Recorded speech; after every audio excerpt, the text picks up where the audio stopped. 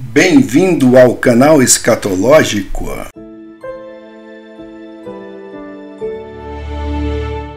Bom, pessoal, o Papa Romano, esse Papa aí blasfemo.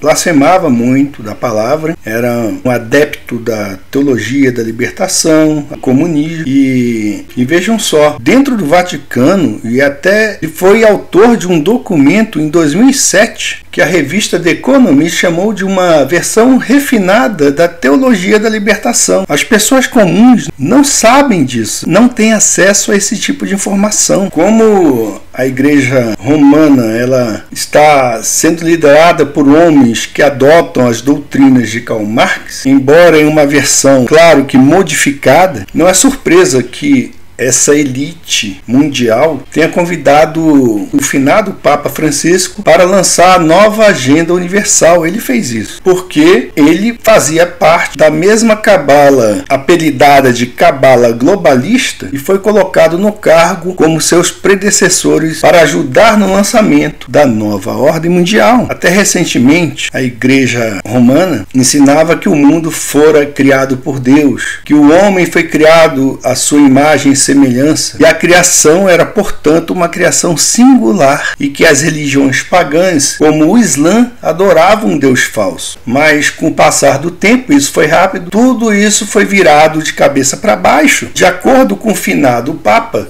o universo é o produto do assim chamado Big Bang, ou a grande explosão. A vida na Terra, portanto, evoluiu a partir de organismos primitivos. Por quê, pessoal? O cara era um jesuíta.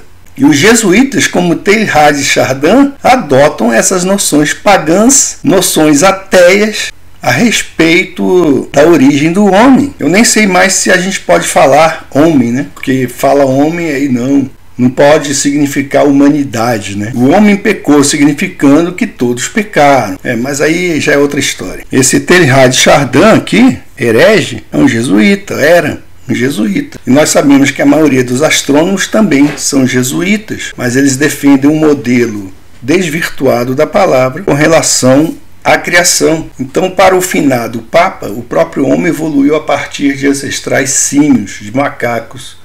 A Terra é simplesmente um dentre bilhões de planetas que existem em um universo que está em constante expansão. Todos os homens e mulheres, incluindo os ateus que vivem uma vida boa, serão salvos. Então são esses aí que aplaudem, tá? Esses homens e mulheres que não seguem a palavra, que a palavra diz que ninguém é salvo pelas obras, né? É salvo pela fé somente em Jesus. Eles batem então palmas para esse tipo de coisa. Imagina lá o ateu. Poxa, esse papo é legal. É um cara legal, gente boa. Eu tô aqui, né? Odeio Deus, mas vou pro céu, tenho o meu lugarzinho lá no céu.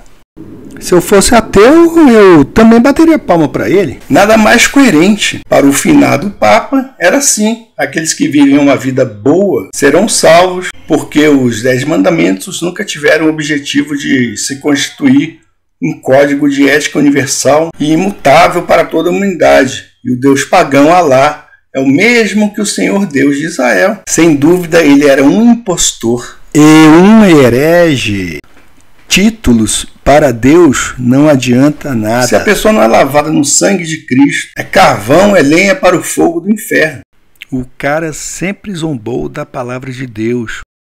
E vejam só, bilhões de pessoas olhavam para essa criatura como se ele fosse capaz de conceder orientação espiritual neste mundo de transformação. E ele foi escolhido pelos globalistas para anunciar a nova agenda universal, ou o manual da ONU para o governo mundial. Como é que pode, né?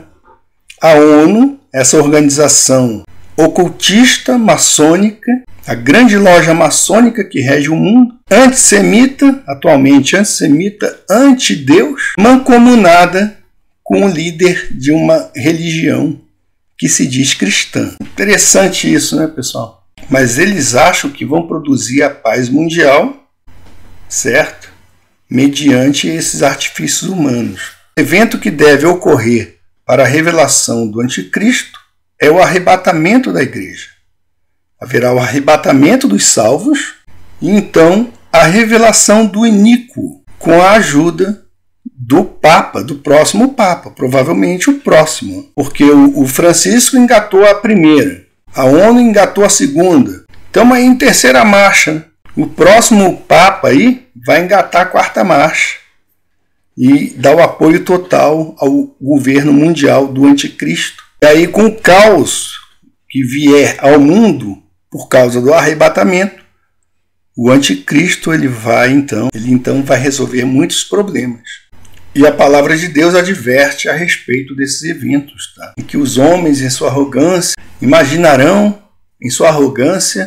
acham que têm a capacidade de produzir a paz mundial, de abolir a pobreza, erradicar uma infinidade de males que afligem o ser humano. Todo esse programa está sendo guiado de forma sobrenatural pelos anjos caídos. Quando você ouvir aí falar muito de disco voador, que é um símbolo do anticristo, saiba que esses aí eles são os condutores, né, da mente desses homens que não se curvam diante da palavra de Deus.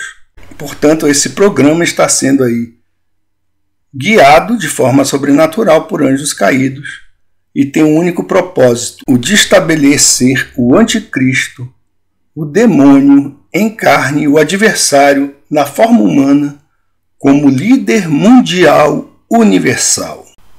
Estamos hoje muito mais perto do cumprimento do sonho de Nabucodonosor a respeito da estátua dos 10 dedos da estátua, que significa o Império Romano. A estátua com 10 dedos de ferro e barro. O ferro significa força, o barro significa fraqueza. Então, vemos aí que tudo está se encaminhando, tá, pessoal, para o cumprimento da profecia de Daniel. E nós vimos também que o Papa Francisco faleceu em 21 de abril. 21 de abril é o dia em que Roma foi fundada. E eles se preocupam com números, porque 21 de abril foi o passamento de uma figura importante para eles. Eles querem deixar claro que um novo tempo está para surgir, tá, pessoal? É isso que eles querem deixar claro.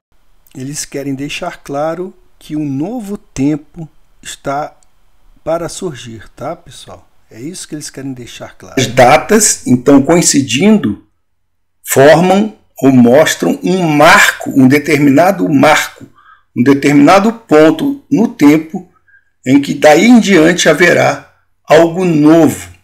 A renovação, eles acreditam nisso, tá, gente? Bom, pessoal, sabemos que essa arrogância humana ela vai ser destruída.